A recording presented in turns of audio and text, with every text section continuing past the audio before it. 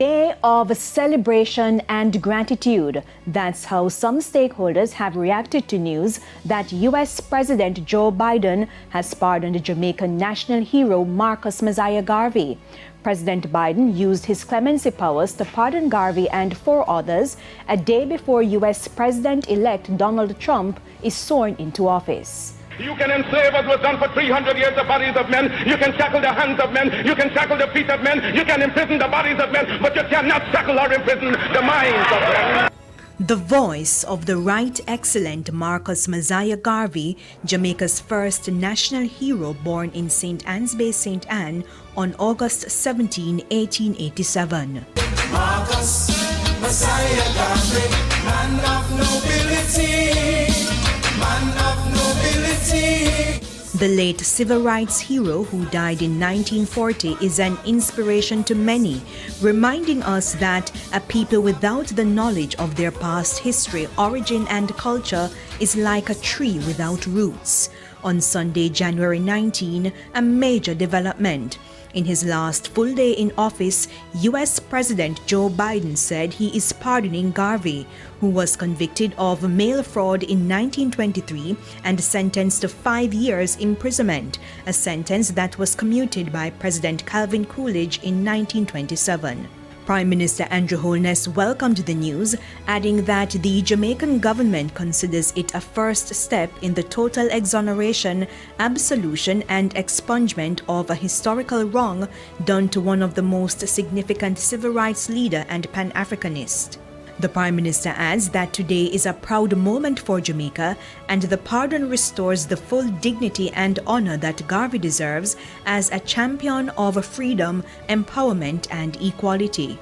For Opposition Leader Mark Golding, we are claiming this as a complete exoneration of our national hero, who suffered a grave injustice when he was wrongfully prosecuted in the U.S. President Biden's action corrects a grave historical miscarriage of justice that had resulted from an illegal operation designed to disable the influential Pan-Africanist movement, the Universal Negro Improvement Association, UNIA, that had captured the imagination of hundreds of thousands of people of African descent. U.S.-based Jamaican attorney Ambassador Curtis Ward told our news center that persistent lobbying finally paid off.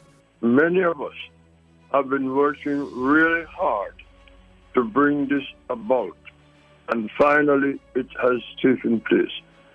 100 years ago, Marcus Garvey was unjustly convicted of crimes he never committed, and the groundswell for a pardon began several years ago.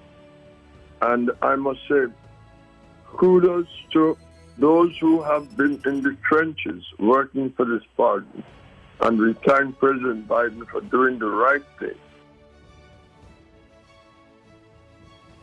In the meantime, former Jamaican Prime Minister P.J. Patterson, who is also statesman in residence of the UWI's P.J. Patterson Institute for Africa-Caribbean Advocacy, said the pardoning of Garvey represents a long overdue step forward for justice and reconciliation in the struggle for victory and historical reconciliation.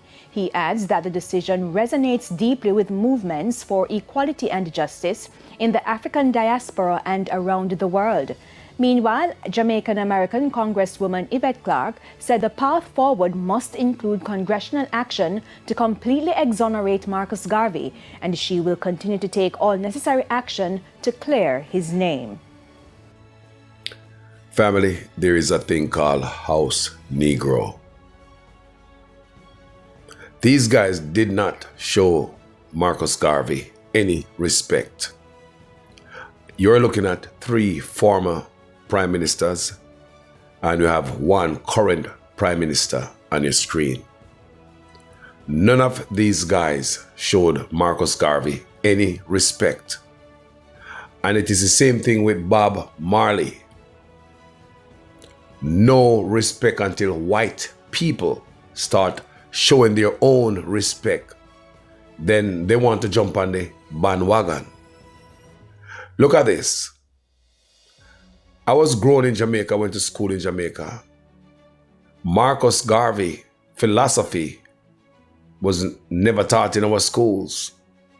The teaching of Marcus Garvey is not taught in our schools. So I'm thinking that these bootlickers, butt sniffers, they are following other people. So if Marcus Garvey is being looked upon as a criminal to other people, well, maybe in their head, Marcus Garvey is a criminal too. So we have nothing to do with him since we want to continue to shine master shoes and clean the house and continue sniffing butts. Do you understand what I'm saying? So none of these guys stand up for Marcus Garvey.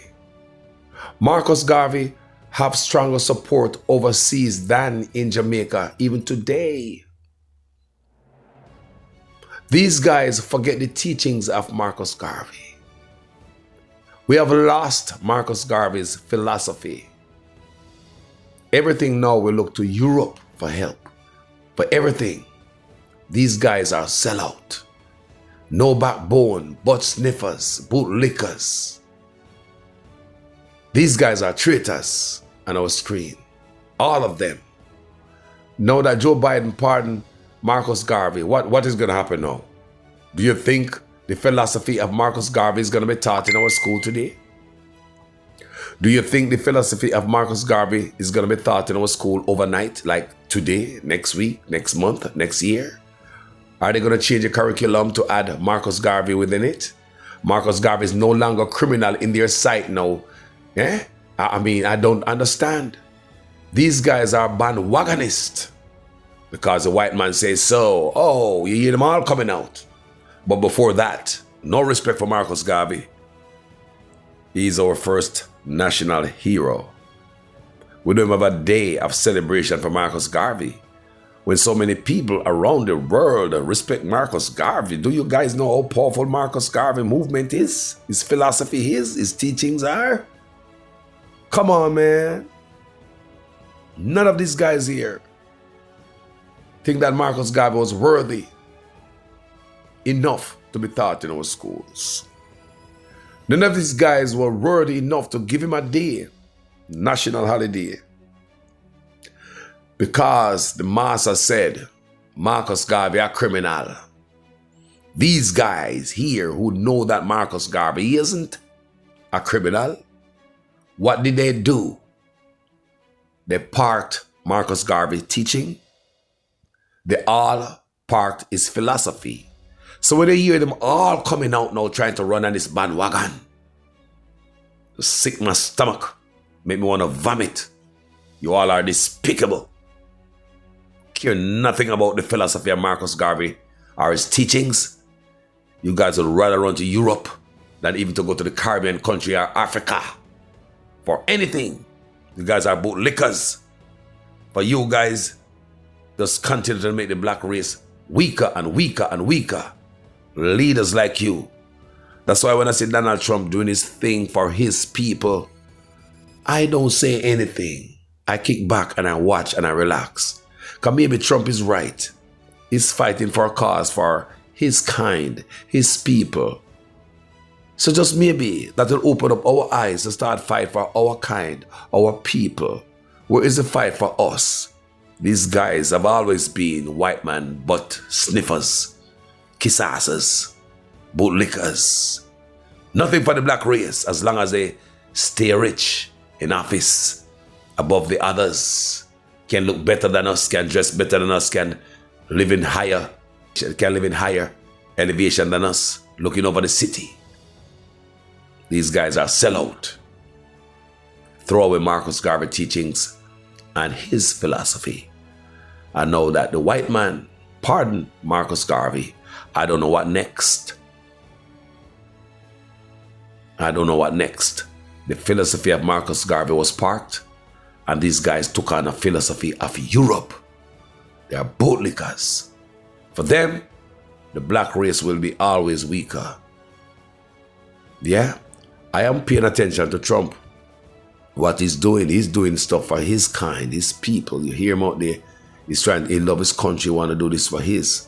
Maybe we should learn from that. Maybe we should learn from that as black people. We should learn from that. Maybe a big boot and an ass kicking from Trump will show us the goddamn right thing to do, will show us the road for us to unite and do things the right way. And stop being traitors among each others and bootlickers and sellouts. These guys here on the screen all sold out Marcus Garvey. They should be ashamed of themselves coming out making beautiful speeches like it mean nothing. Get on. Come on now. Tell me what you think in the comment section about my argument. My name is Jamaican Carlos. I'm out.